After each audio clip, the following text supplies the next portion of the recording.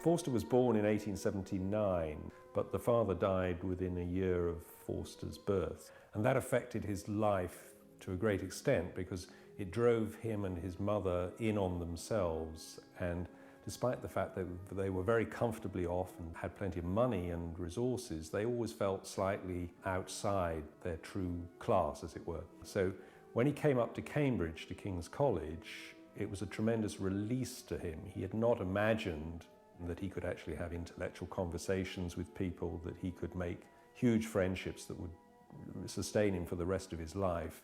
So King's and Cambridge was an enormous release to Forster and really turned him into somebody who thought of himself as being capable of writing books and had the confidence for the first time to think of himself as a writer.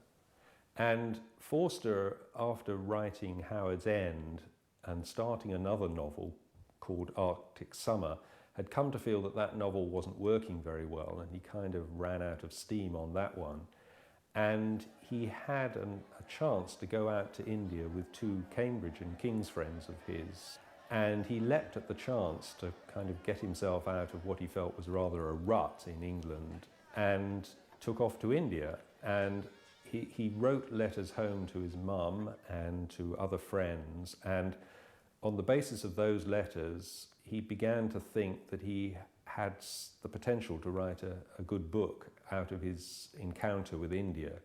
And I think he felt that India had, in some sense, delivered him from a rather narrow and restricted view of the world, and had opened up the possibility for a completely new novel with a new subject. When Forster went out to India the first time in 1912 to 13, he toured around visiting his friend Said Ross Massoud and other friends he'd made at King's and Cambridge, in fact, a whole circle of them who were working out in India. So he had exposure in India to both sides, in a sense, because he was staying with Indians, in the case of Massoud and one or two others of Massoud's contacts, but he was also staying with what he called the Anglo-Indians, that's to say Englishmen who'd gone out to India and were working there. And so he saw the club life that was the centre of the social existence of that group of people, but he also saw something of the Indian side of living in India. And he was very conscious of the hostility and difficulty that both of those groups had in relating to each other. And in a way, the hinge of the novel is exactly that. The Passage to India is about the difficulty of making relationships across that divide, and of one set of people understanding the other set of people, or even tolerating them. I've had 25 years' experience of this country, and I've never known anything but disaster result when English and Indians attempt to be intimate. Forster himself, all throughout the rest of his life, was forever telling people that it didn't really matter what happened in the Morava caves. What mattered, as it were, was the very muddle about what happened in the Morava caves. So I think that was his central insight, that it didn't matter whether there'd been a sexual assault on Adela in the caves.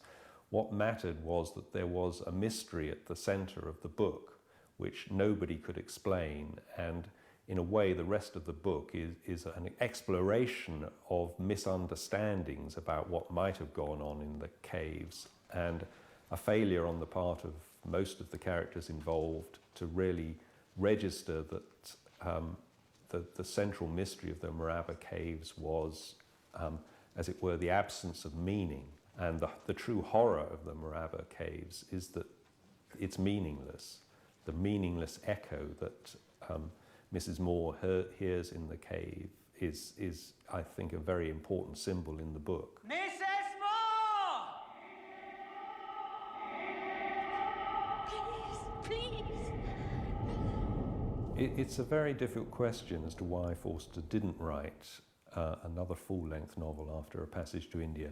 I think part of the reason is that he felt he didn't have as good a subject ever again as he had in India and A Passage to India, and that's why perhaps he was never able to explain it, despite the fact that hundreds, if not thousands, of people were always asking him the question, why no more novels, Mr. Forster? he was never really able, I think, satisfactorily to explain to others, and perhaps even to himself, why that was the case. Contrary to what many people think of, they think of Forster as a sort of old maidish figure, rather left behind by the 20th century. Forster was actually very good as a broadcaster himself, and in fact much of his later work in the 30s and 40s and most of his important work was done as a broadcaster. So he was actually very good at using what then was the cutting edge technology in communication. And so I suspect he might not have been quite as hostile to filmmaking and films as one might think. It's a fun question, really, to think about what Forster might have made of it.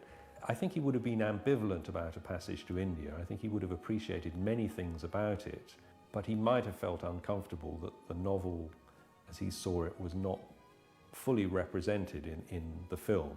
I think he might have also appreciated that filmmakers cannot just be truthful to the novel. It might not make any sort of a decent film at all, but they have to explore the novel in different ways. I think he would have appreciated that, but he might also have felt, I think, slightly unhappy, particularly with the way the ending of the film is different from the ending of the book. Good though that film is.